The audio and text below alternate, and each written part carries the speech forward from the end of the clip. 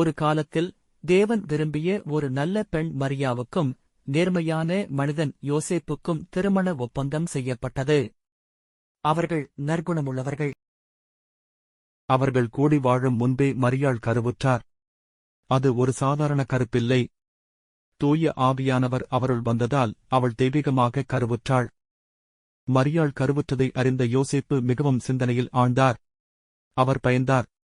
என்ன செய்வது என புரியாமல் சோர்ந்தார். அந்த இரவு யோசேப்பு தூங்கிக் கொண்டிருந்தபோது தேவதூதர் ஒரு கனவில் தோன்றினார். அவர் சொன்னார், யோசேப்பே, மரியாவை ஏற்க பயப்படாதே. அவள் கருவுற்றது தூய ஆவியினால்தான். தேவதூதர் தொடர்ந்தார், மரியா ஒரு குமாரனை பெறுவாள். நீ அவனுக்கு பெயர் இயேசு என்று வையாய். ஏனெனில் அவர் தம் ஜனங்களை பாவங்களில் இருந்து மீட்பார்.